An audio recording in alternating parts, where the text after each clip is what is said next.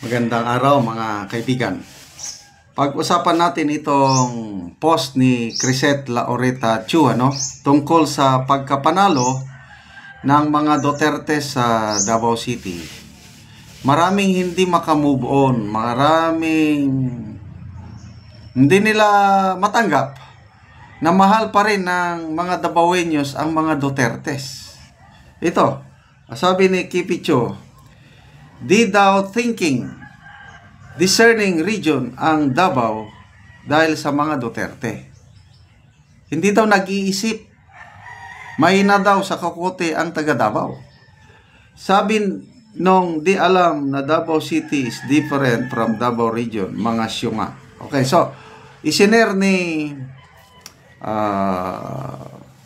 Crisette ang isang post, Wiley Chavez. So itong taong ito, sure ito anti-Duterte, either Marcos loyalist or kakampings na sagad to the bones ang pagkasuklam sa mga Duterte. May mga taong ganyan eh. O ito ang post ni Wiley Chavez, sabi niya, the Davao Standard. So binugbog ang bugaw nang dahil sa pokpok. Ito referring sa video ni Congressman Pulong Duterte na ipinalabas bago eleksyon. Pero nanalo pa rin sa Davao. Okay, copy. Davao, you have validated what the nation already knew, that anumang gawin ng mga Duterte, kahit gumurgor, ibang word ang dito, pumatay, gumurgor sila in broad daylight, Duterte pa rin kayo. Davao, ang layo nyo pa from being a thinking, discerning region. Ito yung punto ni Crisette. Hindi niya ma-distinguish ang Davao region at Davao City. Dapat hindi yung discerning region, dapat discerning city. Kasi ang tinutukoy niya yung Davao City. Bakit niya isinama ang buong Davao region? Davao, ang layo nyo pa from being a thinking, discerning region. May the dawn of light eventually descend on you. Sana maliwanagan ang pag-iisip ninyong mga taga Davao dahil mga utso-utso kayo. Nambugbog na, pinanalo nyo pa rin. Yon ang tingin nila. Okay. So, kung may kasalanan, parusahan. So, okay lang. Pinailan naman nila ng kaso. O let justice roll. Napailan na ng kaso. Kailang ang taga Davao, ramdam nila yung kaibahan ng pamamahala ng mga Duterte. Itong mga nagpupus ng ganito, hindi nila alam kung ano ang nangyayari sa Davao. Nang dahil lang ba sa isang video na yon, bobotohan mo na ang isang Migs Nograles? Oh, come on. Saksi ako kung ano ang mga pangyayari sa Davao dahil I've been here in Mindanao since 1985. Taga Luzon po ako, Ilocano. Ayaw kong madistino sa Mindanao noon dahil nakakatakot ang Mindanao Pumasok akong sundalo, 1983. Okay, dideploy na kami.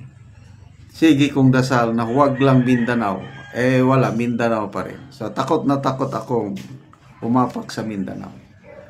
Kailang nung dumating na ako sa Mindanao, napakagulo pa noong 1985. Naabutan ko,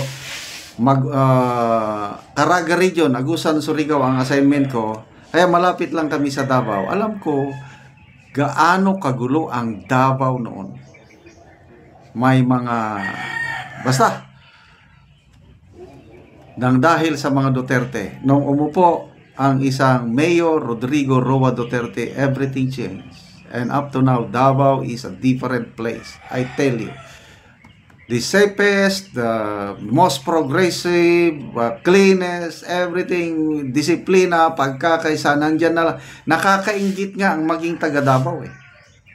Kung pwede lang sana lilipat ako ng resident sa Davao, gagawin ko eh. Wala eh. So, nang dahil lang sa isang videong ganon, iboboto mo na ang isang kandidata na wala namang na proven na track record. Since time immemorial, laban na sa politika ang Nograles and Duterte. Never na nanalo ang mga Nograles against the Duterte. Kaya sabihin ninyo na ang mga Davaoeños not a thinking and discerning voters, bahala kayo. Hindi nyo lang matanggap na nakakulong na ang tatay, ginipit na ng ginipit, lahat na lang ng panggigipit, ginawa na sa mga Dutertes, landslide pa rin ang panalo nila. Saan ka makakita ng ganyan? Only in Davao City. So, naiinggit kayo sa Davao City. Hanggang ganyan na lang kayo. Hanggang mga post-post na lang kayo na otso-otso, bobo ang taga Davao. It's alright. Kaya lang, kami na nakakaalam kung anong nangyari sa Davao, inggit na inggit kami, saludo kami, leadership ng Davao. Grabe. Si Mayor Baste, sabi nila, surfer lang daw, walang track record. Kaya lang, yung governance niya, grabe, yung income ng Davao City na doble. Malaki na ang income, panahon ni then Mayor Inday Sara. Ngayon, panahon ni Pulong Duterte, Mayor Baste, nagdoble ang income ng Davao City. Debt-free, walang utang ang Davao City. Ganon po ang pamamalakad ng mga Dutertes. So, ano pa ang hanapin natin? Sana dadami pa ang mga politiko na kagaya ng mga Duterte para uunlad naman ang ating bansa. Kaya lang, at least may model na tayo. Nakikita natin ang nangyayari sa Davao. Okay, magbasa lang tayo sa mga comments. Nanalo nga si Kerwin, tahimik sila. Kung self-confessed drug lord, nanalo, okay lang. Tapos, ito lang, video lang na nambugbog ng bugaw. Wala na, hindi na nila Gemma Cordeta, wala talaga mga tao, utak, buga. Pag sinabing Davao, yun na yun. Magbasa kaya muna o tignan ang mapa. O nga, ang lawak ng Davao region. Nami-mistake nila na Davao City. Nalagi. Sabi niya, you can still come to Davao City, because we are not narrow-minded people. Come and see the difference. Yes, I have seen the difference. Gusto ko nang masyal ulit sa Davao para magkain ng bolkachong, ang paboritong ulam ni Tatay Digong. Okay, salamat mga kaibigan sa inyong pagsubaybay sa ating channel. Nakakatulong kayo ng malaki sa Tribong Talandig dahil ang income sa channel na ito is pantulong sa Tribong Talandig ng Bukidnon. Namimigay tayo ng livelihood assistance. Nagpapatanim tayo ngayon ng saging lakatan. Kung may tinanim, may aanihin, panoorin nyo ang video na ito. Anak ko sa saging lakatan ni Manoy Boy. Og mo ni ang una niyang tanom nga saging lakatan. Og ako silang bisitaon. Mayong buntag, Manoy. Oh. Pila ni kapunuan ang una nimong tanom, Manoy? 20. 20 ni. 20. So mga dagko na gyud. Hapit na gyud mangunod. Gabuno ko putas ug amon yon kamo ni pagpabunga. O putas, ammonium dopos mo nang pampabunga. Amon ni pagpabunga. So kuan gyud mga dagko na gyud ug hapit na gyud ni mangunod ang saging ni Manoy. Putas complete ug upos. Ang akong gabuno aron na dali siya mangunod. Oo. Oo. Sige na. Ikaduha na ako tanom. Mo ikaduha nimo Manoy, so mga dagko na. Dagko Putas gyapon ang abono ani ni Manoy. Og ammonium dopos. Mga dagko na gyud ang saging ni Manoy. Mga dumalaga na gyud. Mga gana. Hapit lang pod mga Pila ni tanang kapunuan Manoy? ani tanan 170 tanan ni. 170. Oo.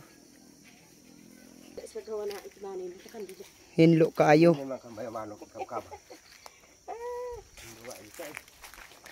Og karon manang Manoy, unsa ang inyong istorya bahin sa padayon sa pagsuporta sa pag-abono og sa pagpananom? Salamat sa nagsuporta sa abono nga pagpadayon ang paghatag nila sa abono kay aron ang among saging. Mga ayo ang pagtubo Mm. ug sa Ginoo pod. Oo, salamat kay Manoy.